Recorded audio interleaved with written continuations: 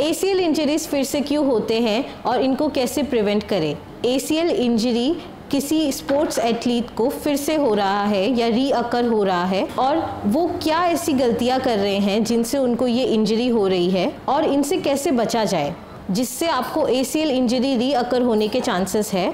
वो है कि अगर आप इम्प्रॉपर रिहेबिलिटेशन करते हो। ऐसा देखा गया है कि इंजरी होने के बाद अगर एथलीट अपना रिहेबिलिटेशन कंप्लीट नहीं करता तो उसके जो मसल्स और जो जॉइंट्स है वो प्रॉपरली स्ट्रेंथन या स्ट्रांग नहीं होते। तो अगर उसने कभी कोई पाइवटिंग मूवमेंट करी या जंपिंग मूवमेंट करी तो उसको री इंजरी होने के चांसेस होते हैं। कि अगर आप premature return to sports करें, तो अगर आप एक एथलीट है और आपने अपनी ACL रिहेबिलिटेशन कंप्लीट नहीं करी और आपने अपनी स्पोर्ट एक्टिविटी को स्टार्ट कर दिया तो बहुत चांसेस है कि आपके मसल्स उतने स्ट्रांग नहीं है कि वो उतना लोड ले सके, तो आपको री इंजरी होने के कई चांसेस हो सकते हैं। अगर आप में डर है और कॉन्फिडेंस की कमी है, आप एक स्पोर्ट्स एथलीट हो तो आपको भी पता होगा कि बहुत ज़रूरी है कॉन्फिडेंस। अगर आप में कॉन्फिडेंस ही नहीं है कि आप उस मूवमेंट को या उस एक्टिविटी को परफॉर्म कर सकते हो, बहुत चांसेस है फिर से इंजरी कराओगे। इम्प्रॉपर मूवमेंट टेक्निक्स, तो कई बार ऐसा देखा गया है कि ACL इंजरी होने के बाद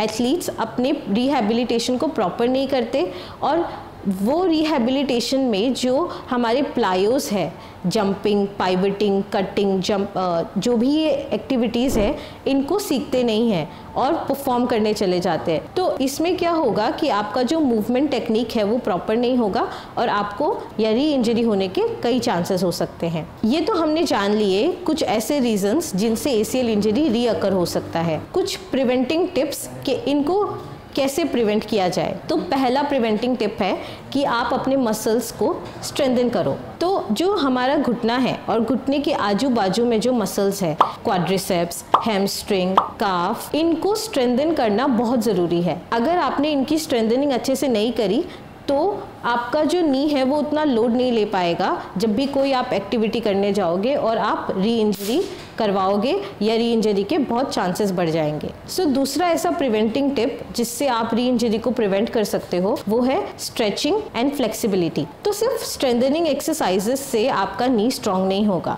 आपको प्रॉपर स्ट्रेचिंग और फ्लेक्सिबिलिटी करना भी बहुत ज़रूरी है। तो स्ट्रेचिंग में क्या है कि अगर आपका मसल टाइट है और आप मसल पे लोड दे रहे हो, आप जंप कर रहे हो या कोई भी पाइवटिंग मूवमेंट कर रहे हो या अपनी जो भी आपके स्पोर्ट्स एक्टिविटी है उसमें कोई मूवमेंट कर रहे हो, तो देयर आर हाई चांसेस कि आपको री इंजरी हो सकता है। इसीलिए स्ट्रेचिंग एंड फ्लेक्सिबिलिटी बहुत जरूरी है। रेस्ट भी एक बहुत इंपॉर्टेंट फैक्टर है जिससे आप री इंजरी को प्रिवेंट कर सकते हो। तो आपको पता होना चाहिए कि जब आप अपनी रिहेबिलिटेशन में हो तो आपको कितने दिन एक्सरसाइजेस करना है और कितना टाइम रेस्ट लेना है। ऐसा नहीं है कि पूरे दिन एक्सरसाइजेस करने से आपका नी बहुत ज्यादा स्ट्रांग हो जाएगा और आपको री इंजरी नहीं होगा। नहीं, प्रॉपर रेस्ट का टाइम और प्रॉपर एक्सरसाइज का टाइम को अगर आप डिवाइड कर लोगे तो आप अपनी नी को रेस्ट के लिए भी थोड़ा टाइम दोगे और री इंजरी को प्रिवेंट कर सकते हो। If you do gradual return to sports, बहुत जरूरी है कि आप जो भी आपका स्पोर्ट एक्टिविटी है उसमें एक बारी में ही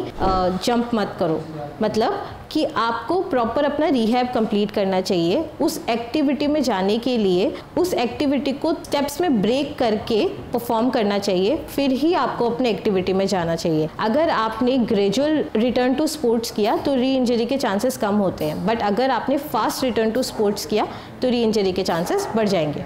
न्यूरोमस्कुलर ट्रेनिंग, तो सिर्फ strengthening exercise, stretching and flexibility से ही आपका नी स्ट्रांग नहीं होगा। आपको बैलेंस एंड कोऑर्डिनेशन की एक्सरसाइजेस करना भी बहुत ज़रूरी है। तो अगर आपको पता है कि कैसे बैलेंस करना है तो री इंजरी होते वक्त अगर कोई भी आपको जंपिंग एक्टिविटी करनी है, लैंड करना है, बैलेंस करना है, तो आपको पता होगा कि कैसे उस एक्टिविटी को परफॉर्म करना है, ठीक है। और आपके नी को भी पता होगा कि कैसे बैलेंस करना है उस पोजीशन पे। अगर आपको कोई क्वेश्चन है इस टॉपिक से रिलेटेड तो प्लीज कमेंट सेक्शन में अपने क्वेश्चंस ड्रॉप करो।